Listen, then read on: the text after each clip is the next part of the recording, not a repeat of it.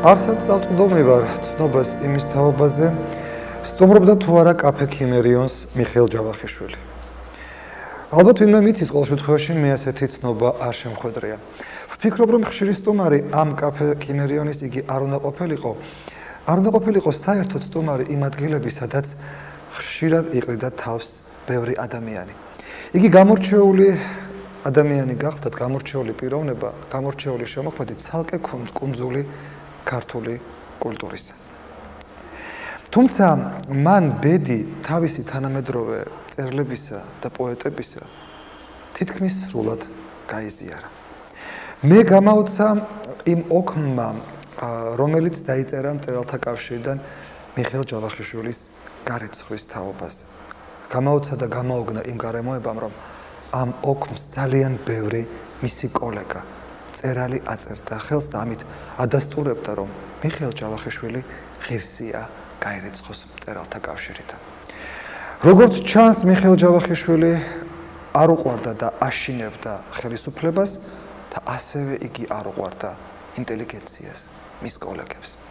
ალბათ იმიტომ, რომ მიხეილ ჯავახიშვილმა ჯაყოს ხიზნები დაწერა და ამით დასვა კითხვა, ვინ უფრო საშიშია, ჯაყო თუ თეიმურაზღებისთან. მარგუში, გათავებული ხარ, ბრინკაი, გათავებული. დრო აქედან წახვიდოდე. აბა გაგათრია მსოფლიდან.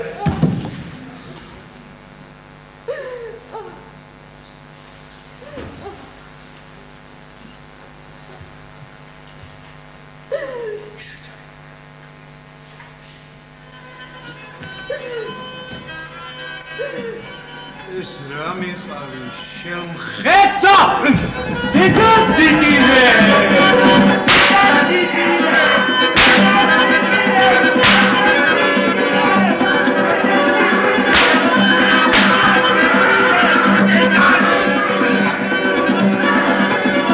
გაბატონო თემურ, მე მაინტერესებს ის კითხვა, რომელიც მიხეილ ჯავახიშვილმა დასვა, მით უფრო რომ თქვენ სამჯერ დადგით ჯაყოს ხიზნები და ალბათ ამ კითხვაზე პასუხი თქვენთვის მაინც გარკვეულია. შეიძლება სამჯერ დადგმა ამანაც განაპირობა, რომ მასე ერთნიშნად ვერ გავეცი პასუხი. საერთოდ როდესაც რამეს დგამ ორჯერ ან სამჯერ მეტუმეტეს. ყოველთვის იმიტომ, რომ რაღაცა უკმარობის გრძნობა გაქვს და კიდე გეჩვენება, რომ კიდე შეგიძლია რაღაცის თქმა, კიდე რაღაცის თქმა ამ მასალით, ამა თუ იმ მასალით. ჯაყოზეც ასე იყო, პირველ ვერსიაში, რომელიც სატელევიზიო ვერსია, იქ ალბათ იქ არაფრით არ ვამტყუნებდი თეიმურაზღებისთან. პირიქით, ძალიან დიდი სიმპათია და ძალიან. მე გავიდა ცოტა დრო და მხოლოდ შემდეგ მიუბრუნდით სასცენო ვარიანტს და სხვათა შორის სასცენო ვარიანტის გაჩენის იდეა მე არ მეკუთვნოდა, რაც არ უნდა უცნაურად მოგეჩვენოთ, ეკუთვნოდა ოლეგ ეფრემოვს, რომელმაც ნახა ეს სატელევიზიო ვერსია და ძალიან მომდა თავის სცენაზე. მაშინ სამხატვრო თეატრის ხელმძღვანელი იყო და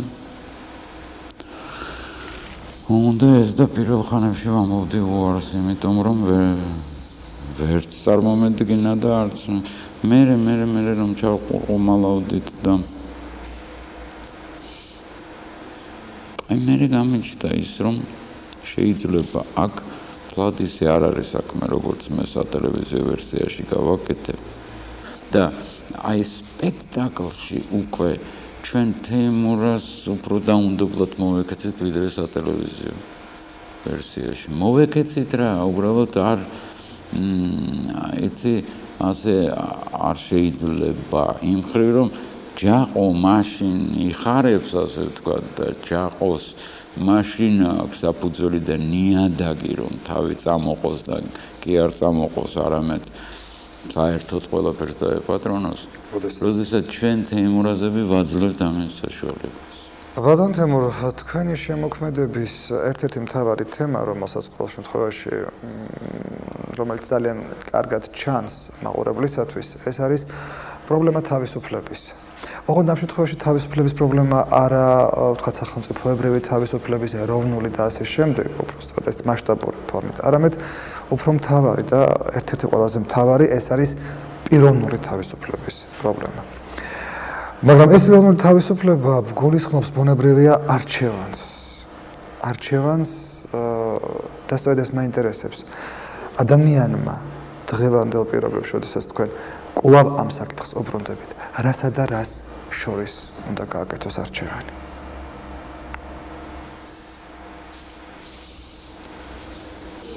ვერ გაგცემთ მე ერთნიშნა პასუხს. არ ვიცი, მე ამის ძიებაში ვარ სულ ცხოვრებაში სხვათა შორის. იმიტომ რომ ყოველთვის მახსოვს ის რომ ბოლოს და ბოლოს ისეთ განმარტებით ლექსიკონში ასეა მოხსენიებული რომ მორალი ეს არის ადამიანის უნარი საკუთარ ინტერესებზე მაღლა საზოგადოებრივის დაყენებისა. მეტი არაფერი თურმე და თქვენ ამ განმარტებას მაინც და მაინც არ ამგონიათ ახლებოდეთ ბოლომდე. ხო, მაგრამ აი კლასიკური განმარტება მორალის ეს არის. და ზნეობრივი არჩევანი არის არჩევანი, რომელიც აუცილებლად, ალბათ აუცილებლად ვერ ვიტყვი რომ ყოველთვის ვახერხებთ ამას. მე ჩემ თავზე ვლაპარაკობ. ყოველ შემთხვევაში აქეთკენ მივილტვი და ალბათ შეცდომებს უშვებ. და ბატონ თემურ, ჩვენ ყველანი მოვდივართ ბუნებრივია საკუთარი შეგრძნებებიდან და საკუთარი იმ არათუ თვისებებიდან, არამედ იმ დამოკიდებულებიდან, რომელთაც ჩვენ სამყაროს ვეხმიანებით. მე ამას რატომ ამბობ, იმიტომ რომ თქვენი როგორც სამყაროს აღვიქვამთ. და აღვიქვამთ ეს ბუნებრივია. და როგორც ჩვენ თავს აღვიქვამთ ამ სამყაროში, პლუს კიდევ. და ამ კონტექსტში მე მაინტერესებს ერთი რამ, უკვე არა როგორც თქვათ გვერდზე მყოფისათვის, არამედ საკუთარი თავისათვის. მე თქვენ როგორც შემოქმედს გულისხმობთ, როდესაც თქვენ მუდმივად და ხშირად ბოლო პერიოდში განსაკუთრებით უბრუნდებით ზნეობის პრობლემას და ეს საკუთარი თავიდან გამომდინარეობს, მე არ ვიცი რამდენად განმარტავ ჩემს კითხვას სწორად. ალბათ. და ამ დროს, როდესაც თქვენ ხართ აბსოლუტური ეტალონი შეიძლება ითქვას საზოგადოებისათვის, როგორც ზნეობის თვალსაზრისით მე ამას გულისხმობ და არა ეს ასეა მერწმუნეთ, მაგრამ აი ამ დროს რატო ხდება ეს მუდმივი ძიება თქვენ სპექტაკლებში საკუთარი თავის და საკუთარი ზნეობის. არ ვიცი რამდენად ტექნიკურად გამოვთქვა ამ. ჯერესერთი დიდი მადლობა კომპლიმენტისთვის, მაგრამ არ იმასშვები, რა ქვია, არ ვიმდაბლებ სრულიად თავს, ნამდვილად არა ვარ ეტალონი. მაგრამ იცით რა, ერთია რას გააკეთებ ცხოვრებაში, მეორეა რას გაიფიქრებ ცხოვრებაში, არა? ყველა ფიქრს რეალიზაციას არ უკეთებ. მაგრამ მუდმივი ფიქრი არის მუდმივი ძიება. ხო? ეძებ რისი უფლება გაქვს ამ ქვეყანაზე, რისი უფლება არა გაქვს. სადამდე უნდა რეალიზება გაუკეთო შენ სურვილს. მე რომ შენ გინდა ეს უნდა განსაზღვრო რამდენად ეს საზიანოა ყველა სხვისთვის. არა და გაუთავებლად მხოლოდ სხვისი ან სხვების ინტერესების გათვალისწინება და საკუთარის მუდმივად ჩაკლა ეს ფაქტიურად ნიშნავს საკუთარი თავის განადგურებას. აი, სად ნადგურდება საკუთარი თავი და ქრისტიანული მორალის მიხედვით სად მაქვს მე ის მომენტი ხმის ამოღებისა თუ წინააღმდეგობის გაწევის. ქრისტიანული მორალის მიხედვით ღირს თუ არა საერთოდ წინააღმდეგობის გაწევა. ნუ და ასე შემდეგ. ამაზე ვინც იტყვის რომ ამ უმწურავი პასუხი აქვს, მე ვეტყვი მას რომ ძალიან მსურს მის. მე არა მაქვს. მე ნამდვილად არა მაქვს. ეხლა ბოლო პერიოდში რასაც ვდგამ, როდესაც ხანდახან წარმოიშვება რომ ეს არის თუ არა ჩვენი გზა თეატრზე ვლაპარაკობ, ეს არის თუ არა ეროვნული. მე არ მგონია რომ ზნეობრივი არ არის. ზნეობრიობის ძიება არაეროვნულია, რომ აღმოჩენა ჩემი შეცდომის და საერთოდ მე მგონია შეიძლება ეს ასაკისბრალი თუ მოვახერხებთ იმას რომ პირველ რიგში აი ბანალურ ჭეშმარიტებას რომ პირველ რიგში საკუთარ თავში ვიპოვეთ შეცდომას და პირველ რიგში საკუთარ თავს მოვთხოვთ პასუხს მაგრამ ძალიან ძნელია. თქვენ ამ სპექტაკლებით ცდილობთ საკუთარი შესწავლების ამოხსნას ბატონ. საკუთარისაც სავალდებულო ხომ არ არის? აი, როდესაც მაგას ბრძანებთ, ცხადი არც თქვენ გულისხმობთ და არც მე არ ვიგებ ასე. სავალდებულო ხომ არ არის, რომ ესა თუ ის ამბავი შენ თავზე გადახდენილი რომ მას უნებრევია არა. იმიტომ რომ ცოლი მე არ დამეხჭია არასდროს ასე რომ მაშინ ოტელოს გადმის უფლებაც არ მქონია და ბევრი სხვა რამისა, უიდიბოს რომ არაფერი თქვა. რა თქმა უნდა არა, მაგრამ ალბათ იმას იკვლევ რაც აქ ხდება. მოდმევად იხარშა. რა ჩვენს გარშემო შეიძლება მოხდეს.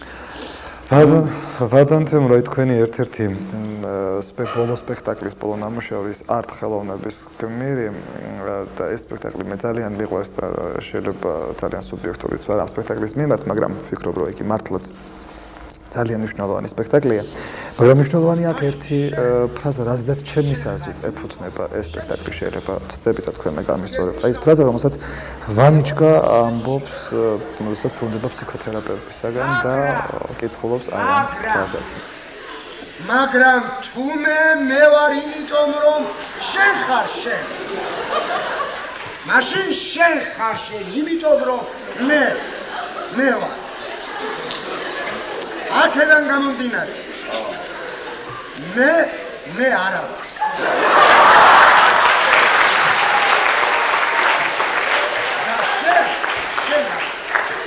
ამ ფრაზაზე ყოველთვის ხდება ხოლმე ბუნებრივი ხარხარი მაყურებელში, იმიტომ რომ ეს ძალიან ესეთ სუბუქი ფორმით არის მოწოდებული, ასევე ორი დანარჩენი მოქმედება. და გარდა იმისა, უცებრო ისმენ რაღაც აბსურდი. აბსურდი, მაგრამ ეს არის ის არსი, რომელზედაც ადამიანთა ურთიერთობები ეყრდნობა საერთოდ მართლაც ერთმანეთს ადამიანები განაპირობებენ ყოველთვის, ანუ მე განმაპირობებს მეორე ადამიანი ისეთად როგორიც მე ვარ და მე მას განმაპირობებ. მე რომ გადმოვიტანოთ აი ეს დღევანდელ ჩვენს ყოფაზე ეს მოდელი, როგორ ფიქრობთ, აი რა მე როგორ განკაპირობებთ თქვენ და თქვენ მე როგორ განმაპირობებთ და აი ამ თუ ხდება აი ამ პროცესში პიროვნებად ჩამოყალიბება ადამიანის. ალბათ ხდება და აუცილებლად ხდება. იმიტომ რომ აი სრულად მარტივიდანაც რო დავიწყოთ, არა ეხლა თქვენ აი ამ მომენტში შორს ნუწავალთ, თქვენ ეხლა ამ მომენტში განაპირობებთ ჩემს მსჯელობას. თქვენ მისვამთ შეკითხვებს და გარდა შეკითხვებისა თქვენ ქმნით ისეთ აურას, ისეთ განწყობა თქვენგან მოდის, რომელშიც მე უნდა მოვექცე კიდეც და უნდა შევინარჩუნო საკუთარი აზრი, პოზიცია, შევეცადო, რაც შეიძლება ჩამოყალიბებულად გითხრათ საკუთარი აზრი ამა თუ იმ მოსაზრებაზე, ამა თუ იმ შეკითხვაზე თქვენს მიერ დასმულზე, რაც გონი ჯერჯერობით ვერ მოახერხეთ. ხო და აი ეს ხომ გამოწვეულია, რომ არა თქვენ მე ამას არ გავაკეთებ. მაგრამ მეც ხომ განმაპირობებს სწორედ თქვენი. რა თქმა უნდა. ასე რომ ჩვენ ყოველთვის ურთიერთობთ და მე საზოგადოებაში ხომ როგორ არის? აი ყველა საზოგადოებას აქვს თავისი ქცევის, ცხოვრების და ქმედების კანონი. ჩვენ ხშირად გვინდა თავისუფლება, ამიტომ გვაღიზიანებს კანონები და ასე შემდეგ. ერთი წუთით რო დაფიქრდეთ კაცი იმაზე, რომ კი, მაგრამ აი სრულად უკანონო საზოგადოება არ არის კი საზოგადოება. ეხლა თქვენ მაგალითად რა, აი არ გვინდა მე იმ კანონზე არ ვლაპარაკობ, პოლიცია რო დაგსჯეს. აი დაჟდასაც თავი გამონებო, დავუშვით არავინ არ დაგსჯით. თქვენ ხომ ეხლა მე არ მომკლავთ რაც არ უნდა გიფასუხოთ რა, გოგა, იმედი მაქვს თავს არ დამესწრეთ. ხო, დიდი მადლობა. საყდურსაც მეც გაძლევთ სიტყვას, რომ არავითარ აგრესიას თქვენს მიმართ არ გამოვხატო. მაგრამ ხომ არის ამაზე ხომ შეთანხმებული ვართ, რომ კვლელობა არის ცუდი. ცუდი რა სიტყვაა? ძალიან მეტ, ხო. და ყველაზე დიდი დანაშაული სხვა საერთო სიცოცხლე. საზოგადოება ამაზე ხომ შეთანხმებულია, მე აი ამ კანონებზე ვლაპარაკობ. ხომ არის კანონი, მეგობარს არ უნდა უღალატო. ხდება ღალატი, ხდება მკვლელობა, ხდება.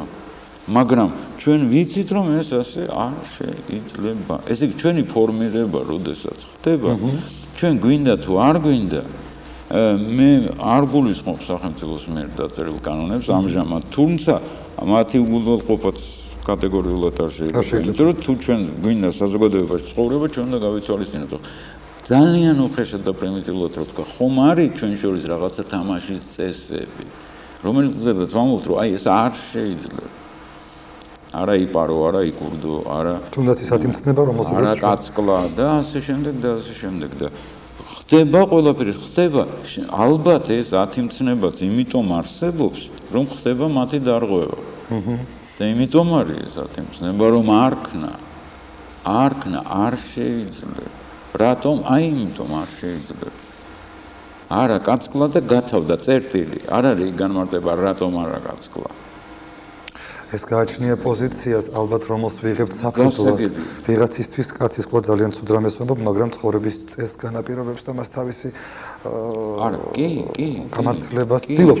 რა თქმა უნდა ეხლა არა კაცკლა როცა შენ სამშობლოს თავს ესხმიან, არა? აი აქ როცა გართმევენ შენს სამშობლოს, შენს მიწას, შენს სახლს გინგრევენ, არ ვიცი, ოჯახს ამოგიწყვეტენ ჯვარიაკაურობას, არა? მაშინ არა კაცკლა, კლავ, აი უყურეთ, აი ყველაზე ისეთ პოსტულატზე, ყველაზე ისეთ ცნებაზე, რომელიც თითქოს ყველაზე ნაკლებს საკამათოა, ჩვენ შეიძლება ეხლა კამათი მოგვივიდეს. ყოველგვარი აგრესიის გარშემო. და ბატონ თემო რა ვიცი გოგა იცით ძალიან მინდა ყველაფერი იმაზე თქვენ რასაც მეკითხებით პასუხი მქონდეს ძალიან რთულია თქვენ ორი ისეთი რამ მკითხეთ რასაც მთელი ცხოვრება ჭირდება და შეიძლება ცხოვრების ბოლოსაც ვერ გასცე ამას ერთნიშნა პასუხი ბუნებრივია უბრალოდ ამ პასუხის ძიების პროცესი ალბათ მნიშვნელოვანი რასაც მე ვცდილობ რომ თვალი ვადევნო სწორედ თქვენ შემოქმედებაში და მე ვცდილობ რომ ამით სპექტაკლმა მე მგონია თუ ხელოვნების ნაწარმოება ნებისმიერმა ბელეტრისტულმა თუ სპექტაკლმა ფილმმა მე მგონი უნდა აღძრას მაყურებელში სულელი ამ საკითხებზე ფიქრისა და არ კი უნდა მიცეს ზუსტი დირექტივა რა თქმა უნდა ეს არაფერ ახალს არ ვამოყვავ მაგრამ ეს ასე აი როცა რამე მიმითითებს აი ეს არქნა და ეს კენი ეს არ არის ხელოვნების ნაწარმოების დანიშნულება მე მგონი მაგრამ ხელოვნების უმთავრესი მიზანი რომელსაც თქვენ ბრძანეთ ეს არის ჩვენების პროცესი და ისტორია თქვენი შემოქმედებაც არა მარტო ჩვენს ვისაუბრეთ პიროვნებად ქცევის ფორმულაზე როგორ ყალიბ შეიძლება ჩამოყალიბდეს ან მაგრამ უფრო ხშირად მე მეჩვენება რომ თქვენ შემოქმედებაში ჩანს აი პიროვნების დაშლის პროცესი აი როდესაც იგი სხვადასხვა მიზეზით იშლება როდესაც იშლება ოტელო რომელზედაც ზემოქმედებენ და მისი პიროვნული მე იშლება სხვადასხვა ან შინაგანი ან გარესე მოქმედების გამო.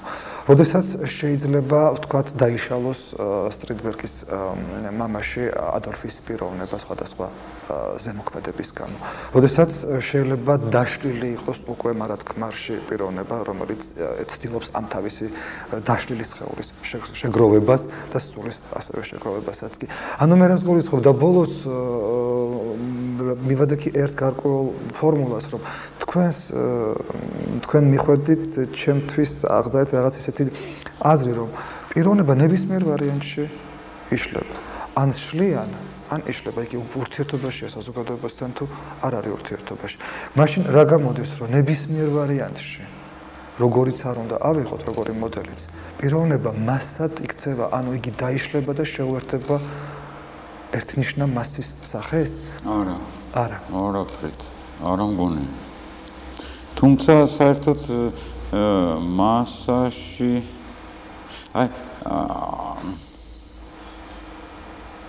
კარგით, იმას თავი დავანებოთ იმ მაგალითს ახლა რომელიც თავში მომივიდა, მაგრამ ისე აი ძლიერი პიროვნებაც ის არის, ვინც აი მაქსიმალურად შეინარჩუნებს რაღაცა მიუხედავად იმისა, რომ შეიძლება გარე სამყარო და პირობები არ უწყობს მას ამისთვის ხელს, მაგრამ მისი სიძლიერე და მისი სიმტკიცე იმაშია, რომ ის მიუხედავად ყველაფრისა, მაინც შეძლებს რაღაცა მთავარი შეინარჩუნოს, რაც ან იქიდან აქ, ან აღზრდით აქ, ან ორივე ერთად. აი, რაც არ უნდა ძნელი იყოს, იცით რა, არც ერთი სიტუაცია, გოგა, არც ერთი სიტუაცია ჩვენ არ გვამართლებს ჩვენი დანაშაულებების დროს. ჩვენ შეცდომებისგანაც არ გვიცავს და მე არც ერთი ჩვენი საქციელი გამართლებული იმით, მე ჩემ თავზე ვთქვი, გამართლებული იმით, რომ რა ვქნა სხვა გზა არ იყო. სხვა გზა ყოველთვის არის. თუ ეს არ ეხება ვინმე კონკრეტული ადამიანის გადარჩენას, აი იმისთვის რომ სხვა ადამიანს სიცოცხლე შეუნარჩუნოს, შეიძლება წახვიდე სერიოზულ კომპრომისებზე. ოღონდ კი გადაარჩი. ოღონდ კი იმიტომ რომ ერთი ადამიანის სიცოცხლე ღირს იმათ, რომ შენ შელახო, თუ ეს დაგჭირდება, შელახო შენი თავმოყარეობა ან წახვიდე იმ რისკზე, რომ ვინ იცის შენს რომელიმე საქციელს რა სახელს დაარქმევენ. გადააბიჯო შენ თავმოყარეობას, რომ შეიძლება რა თქმა უნდა, ოღონდ კი სიცოცხლე შეუნარჩუნო ვინმეს, მარტო ახლობელს არა, აი რომ ვინმე, ვინც გჯერა რომ გადასარჩენი. იცით, აი ძალიან რთულია. რამდენ შეცდომას უშვებ ადამიანი ისეც, რომელიც არ იცი რომ შეცდომა. და ხანდახან არის გამიზნულად მიდიხარ იმაზე, რომ ოღონდ აი ეს მთავარი შევძლო X დაუშვათ აი ადამიანის გადარჩენა თუნდაც. და დაუშვებ რაღაც ისეთ საქციელს, რომ შეიძლება მკლად არ მეგადრება, მაგრამ აქ აღარ არის უკვე ჩემზე ლაპარაკი, ოღონდ კი შევძლო მისი გადარჩენა. და თუ საკუთარი თავის გადარჩენაზეა ბატონ თემურს საუბარი, რატომ მარტო სხვისი? იქნებ საკუთარი თავის გადარჩენისაცაც აქამდე მოვიდეთ. აი საკუთარი თავის გადარჩენაც ადამიანს უნდა შესწევდეს უნარი საკუთარ თავს ზუსტი დიაგნოზი დაუსვას, რომ შეძლოს მისი გადარჩენა. თუ დიაგნოზი ზუსტ ვერ დასვამ, რა გჭირს? როგორც მედიცინაში. ამ დროს გამართლებულია ყველა მეთოდი საკუთარ მორალზეც გადაბიჯებას კი რაზეც წეღანს ვსაუბრობ. ყველა მეთოდი. იქ მხოლოდ სხვის გადარჩენაზე. ყველა სხვის გადარჩენაზე ისიც თუ მხოლოდ შენ შეგეხება მისგან მიღებული ზიანი. შენი საქციელისგან, შენი შეცდომა კი არა, შენი რაღაცა ნაბიჯისაგან, რომელიც მერე შეიძლება ვიღაცამ სათაკელო ჩაგითვალოს, ამაზე თუ მიდიხარ, ეს მარტო შენ შეგეხება. მაგრამ თუ სხვას ეხება, უკვე აღარ გაგაშელა. უკვე აღარ შეიძლება. შენ თავზე შენ ხარ პასუხისმგებელი, აი ეს. და მე წავიდა ის დრო, იცით, თქვენ ახალგაზრდა ბრძანდებით გიცხოვრიათ საბჭოთა კავშირში, მაგრამ ახალგაზრდა ბრძანდებით საიმისოთ, რომ იყო, იცით, 60-იანი წლების ბოლოს, აი რუსულ პრესაში გაჩნდა ასეთი ისა, რომ вот, например, не проходите мимо. რო აი სხვისი უბედურება ვერაფერს უცამაში ვერ ხედავს სხვათა შორის. მაგრამ კიდე იყო ასეთი ის, вот это вот не проходите мимо და მე კი გაჩნდა ასეთი ტალღა, რომ ესე იგი ძალიან ძლიერი ტენდენცია გაჩნდა, რომ აი დამნაშავე დაუშვათ არა ვიღაცა. ეს დამნაშავე კი არ არის, ის კარგია, ოღონდ საზოგადოებამ შექმნა ასეთად. ესე იგი გარემოა ცუდი, თორემ თვითონ კარგია. ძალიან სახიფათო თეორია, ამან არ გამანთავისუფლოს ყველაფრისგან. თქვენ ხართ ყველანი ცუდები, თორემ მე ძალიან კარგი ვარ. და აი მე კი ჩავდივარ ცუდ საქციელს, მაგრამ იმიტომ რომ თქვენ მიმიყვანეთ აქამდე, თორემ მე ასე ყოველგვარი პასუხისმგებლობა არ მინდოდა თქვენ მაიძულოთ. როგორ გიგადეთ? აი საიდან იწყება რღვევა პიროვნების რღვევა თუ დაიწყო, ის გადადის საზოგადოებაზე. საზოგადოება შედგება ადამიანებისგან, რაც კიანო რაზას გეუბნებით, ხედავთ? ხო და ამიტომ თუ პიროვნებები დაირღვევიან, საზოგადოება მოიშლება და აღარ იარსებებს. აქედან გამომდინარე აღარც აღარ. ესე იგი, აი ის საიდან იწყება სათავე ატომის განხილვამით, აი როგორც ატომი არის, ხო, როგორც მოლეკულა, ასევე ინდივიდუუმში მაინტერესებს და ისეთ საინტერესო პროცესები ხდება თითოეულ ჩვენთაგანში. უფრო საინტერესო არ ამგონია საზოგადოებრივი და ესეთი პროცესები იყოს. იმის დაკვირვება მაინტერესებს. მე უფრო ის მაღლებს გეფიცებით.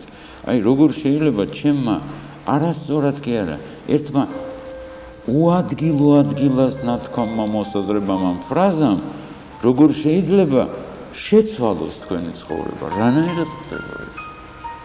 აი ეს რა ვქნა დღეს უფრო მაღლებს. ერატესობა მუდამ შენს მხარეზე მაჯადოები, მაბრუები. აღარაფერს ხედავდი, აღარაფერი მესმოდა და მხოლოდ შენ გმორჩილები. კარტოფილს მჩვიდი პირში და მტკიცებდი ატამიო. ბადრუკი გონების პატრონს ხებზე გეკიდა ჩემი რჩევა და რეგებანი და შენ შკოლაზე ცხოვრობ. ძალა შეერწევდა რომ მიბიძგებდი კიდეც. ბილწის აქციელის დანაშაულის ჩასადენა. შემდეგ როცა თვალი ამახილა და შეურაცხყოფილად ვიგზენი თავი, შევეცადე აღმედგინა შეგინებული ღირსება დიდი საქმე და აღმოჩენიდან, თუნდაც კეთილშობილური თვითმკვლელობა. ფრონტზე წასვლა გადავწყვიტე და რეგეც არ გავონე. მაშინ ჩავიძირე მეცნიერებაში. და ზუსტად მაშინ, როცა ხელი მაქვს გაწვდენილი ნაყოფის მოსაწყვეტად ოჯახი, აი, ყველაზე მეტად ჩვენ ყველაზე მყარად რა შემოგჭა კიდე ოჯახის ფენომენი. ალბათ აი, დროსაც თუ ოჯახი თუ ერთადერთი არა. მე მარტო განქორწინება არ მაქვს ბედობაში. მე ვამბობ, აი, ოჯახის, აი, ეს რომ აი ქართველებს ჩვენ ოჯახი იყო, აი, ხანდახან ისე მეჩვენება თითქოს ჩვენ ვფიქრობთ, რომ გარეთ იყოს ესე, გარეთ იყოს სუდად, გარეთ ოღონდ ოჯახს არაფერი. ეს მარტო სიყვარული არ არის ოჯახის. ეს არის კიდე შეიძლება თავდაცვის ინსტინქტი. აი ეს როგორ გადავლახოთ, რომ როგორ მივხვდეთ ბოლოს და ბოლოს, რომ გარშემო თუ ყველაფერი ცუდად არის, შეიძლება ჩემ ოჯახში კარგად იყოს. ვერ იქნება. და დღეს თუ არის მოჩვენებითია. და პირიქით, აქედან თუ იწყება რღვევა, აი ესენი მაინც რა ვიცი. და შეძლებს დაგვარად ვცდილობ ამას. გარკვევა სამსაკითხებში. ბატონ თემურ, იმ საკითხებში გარკვევაც მაინტერესებს მე ამ შემთხვევაში თქვენი საშუალებით, რომ როდესაც მე-19 საუკუნის ბოლოს თქვენ კარგად მოგეხსენებათ ჩემზე უკეთესად ამ შესახებ ადამიანებმა დაკარგეს კიდევ ერთხელ ღმერთი და დაიწყეს შენკო მისი ძიება და მთელი შემდგომი შემოქმედება ამ ღმერთის ძიებაშია. როგორ ფიქრობთ დღეს, როდესაც ჩვენი საზოგადოება ძალიან აქტიურად დაუბრუნდა ეკლესიას, ეს იმას ნიშნავს, რომ ღმერთი ვიპოვეთ? ისე ვერაფერ ახალს ვერ გეტყვით, მე ვიზიარებ იმ მოსაზრებას, რომ ყველა ადამიანმა თავის თავში უნდა აღმოაჩინოს ეს ღმერთი. თვითონ კი არ გაიღმერთოს თავის ღადე. აი, თავის თავში აი ესე რომ არის გაგებულო თვითონ გაიღმერთოს. და ისე და საერთოდ რაც უფრო თუ სარწმუნოებაზე ვლაპარაკობთ, მე გარდა იმისა კარგია ეს, რომ ეკლესიაში გაცილებით მეტი ხალხი დადის, ოღონდ გაცილებით მეტმა კიდევ რომ სახარება უფრო დაგვირვებით დაიკითხოს. და საერთოდ დაიკითხოს. ასე აღარ მინდოდა მე თქვა.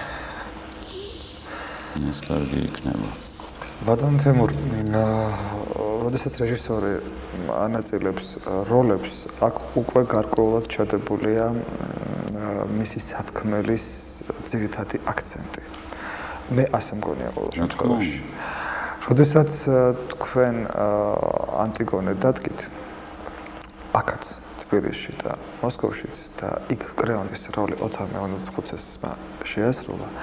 ბუნებრივია, რომ აქცენტი ალბათ ზუსტად იყო განსაზღვრული ყოველ შემთხვევაში ჩემთვის და ალბათ მაყურებლისათვისაც, როდესაც საუბარია იმაზე, რომ კრეონი იქნება არა მტარვალი, რომელმაც შეიწირა ახალგაზრდა უმანკო ადამიანის თავისუფლება და მისი სურვილი თავისუფლებისაკენ, არამედ ეს არის ადამიანი, რომლისადმიც უნდა განეწყოს მაყურებელი დადებითად და კარგად. ანუ უნდა მასში დაინახოს ადამგმირი, რომელსაც აქვს ძალიან კარგი ბევრი თვისება.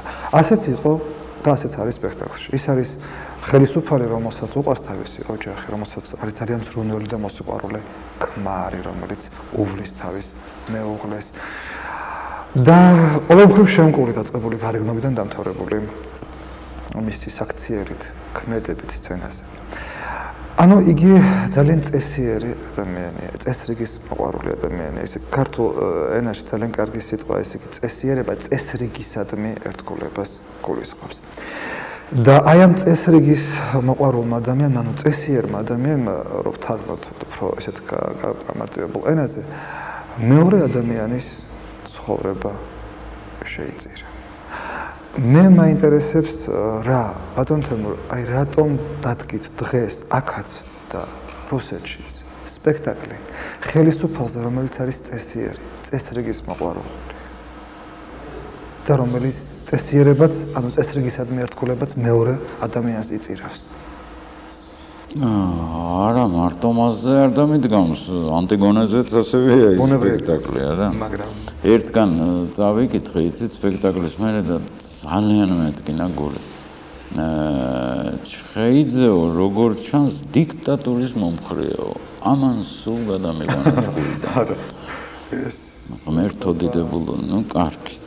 მაგრამ დაიცნობდეს თქვენ შემოქმედება საერთოდ. მაგრამ ჩემი შემოქმედება იქით იყოს, ჩემი შემოქმედება რაც ახსენებელია, ანუ ის გაეცნოთ მაინც ესერად, სადაც ქორო ამბობს, რომ ტრაგედია იმით განსხვავდება დრამისგან, რომ ტრაგედიაში არ არის მწყვანი და მართალი. აი, ციტირებას ვახდენ. მე რა რომ ერთი კლავს და მეორე იღუპება. ეს არ ნიშნავს, რომ ერთი მწყვანია, მეორე მართალი. უბრალოდ ტრაგედიაში არის გამოუვალი სიტუაცია, როდესაც სხვა გზა არ არსებობს და ადამიანები ამიტომ ხმამაღლა ლაპარაკობენ, ყვირიან, კივიან იმის გამო, რომ ეძებენ ამ გამოსავალს, მაგრამ რომელიც არ არსებობს. ტრაგიკულია სიტუაცია, რომელშიც ეს ადამიანები ხვდებიან, თორემ მკვლელი არც ერთია და არც მეორე არ იღუპება მტარვალის ხელით. აი, ესე იგი და მან რა არის, თუ ჩვენ გვინდა პიროვნული თავისუფლება, თუ ჩვენ გვინდა პროგრესი, თუ ჩვენ გვინდა, იცით, თუ ჩვენ მორალი გვინდა, რომ ადამიანი იდგეს პირველ რიგში წინა პლანზე, რომ ადამიანისთვის კეთდებოდეს ყველაფერი, მაშინ ანტიგონეა საჭირო. თუ ჩვენ გვინდა სახელმწიფო, რომელშიც ცხოვრობთ, თუ ჩვენ გვინდა რომ ქვეყანა ერქვას, კრეონია საჭირო, რომელიც ღმერთმა უკნას და არ დაინდობს, როგორც პიესაში არა, თავის დიშვილსაც კი არ დაინდობს, იმიტომ რომ საკმარისი ერთი დაინდოს, რომ მაშინ ვეღარ მოთხოვს პასუხს. ამ არეულ ქვეყანაში, ამ ომი დანგრეულ ქვეყანაში ვერ მოთხოვს პასუხს.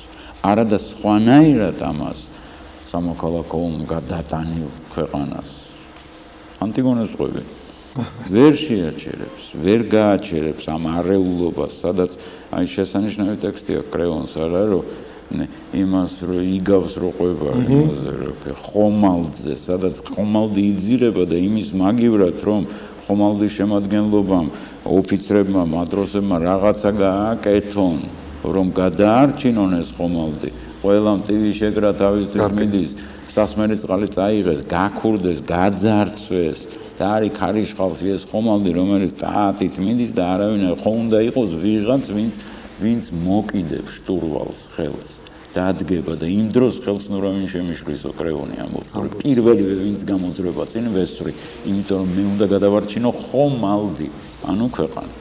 ეხლა იცით რა, მე არავის მხარეს არ ვარ. მე ვსვამ საკითხს, ანუ ის მევყვები. მე ვსვამ საკითხს, რა ვქნათ ამ დროს? ვინ გადავარჩინოთ? აი ტრაგიკული სიტუაცია. ორივე შემთხვევაში ტრაგიკული იქნება ეს სიტუაცია და იღუპება ანტიგონე და ანტიგონესნაირები თუ დაიღუპება ქვეყანა. საბოლოოდ მაინც მოხდა ისე რომ ავიღოთ რომ აი ეს მთელი ეს ამბავი საბოლოოდ ორივე დაიღუპა. ეთყობა რაღაცა ეს. იმიტომ რომ ანტიგონეს დაღუპვა ნიშნავს ქვეყნის დაღუპვასაც ალბათ. არა მარტო დაღუპვათა ჯაჭვი ადრეა დაწყებული ანტიგონემდეც.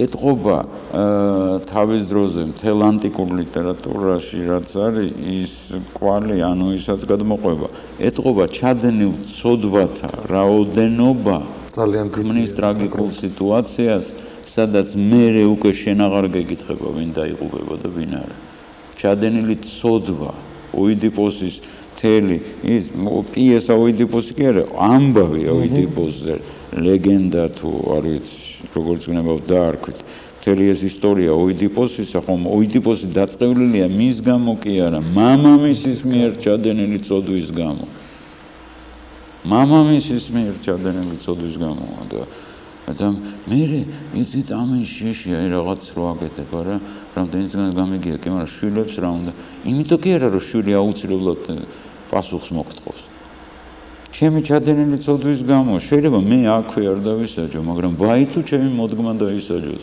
ამის შიში არ აქვს. როგორ ჩანს არა? ხო და თუ როგორ ჩანს არა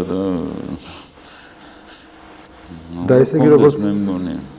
და აი ანტიგონე თქვენი ამაზეა? ანტიგონე იცით რაზეა, რომ ანტიგონე სწორედ იმაზეა, რომ ერთნიშნა პასუხი მე არც ერთ მხარეს და არც მეორე მხარეს არ მაქვს. თვალწინ წარმომიდგე ახლა ისევ ჩემი კრიტიკოსები რას ქვია არა გაქვს პასუხი და როგორ თუ არა გაქვს პასუხი. არა მაქვს და მინდა ამაზე ფიქრში მოვიწვიო მაყურებელთა დარბაზზე. ვინ გამცემს ერთი ისეთ პასუხს, რომ რა თქმა უნდა, ზოგი იქნება ანტიგონეს მხარეს, ზოგი კრეონის მხარეს და ზოგი იქნება იმ მესამე პოზიციაზე, როცა ტრაგიკული სიტუაცია შექმნილია ცოდვად, ჩადენილ ცოდვათა გამო. და აი მაშინ რა ვქნათ? ყველა მერთად რას უშველთ? მონანიება არის გამოსავალი. არ ვიცი. პიროვნებისთვის შეიძლება გამოსავალი. თუ ეს არის მომავალ ცოდვათა ჩადენის წინაგზა. არა. რატომ? თუ უცხოელი მონანიება, რატომ უნდა იყოს მომავალ ცოდვათა ჩადენის და კაცი თუ ანგარებით მიდის მონანიებაზე, მაშინ რა თქმა უნდა მართალებს დანდებით. თუ ეს პირფერობა ერთი ნაბიჯია, ხო? ერთი ნაბიჯია. ხო, პირფერობა, მე ყველაზე საშინელი პირფერობა, მე მგონი რომელია, ეცეთ ის კი არა რომ მე აი ეს პირფერობა თუ აი ეს რა ქვია რაღაცის თამაში მოჩვენებით თქვენთვის რო კეთდება კი არა. საკუთარ თავთან რო დამაჟებ, აი ყველაზე საშინელი რამ და ყველაზე ძნელად აღმოსაჩენი. მე რო ვირწმუნებ თავს, რომ ეს ამას და ამას, ამისა და ამისთვის ვაკეთებ. და თვითონ რო ვიჯერებ, ეს არის გადასარევი. თვითონ რო ვიჯერებ სერიოზულად, რომ მე ამას ამისთვის ვაკეთებ.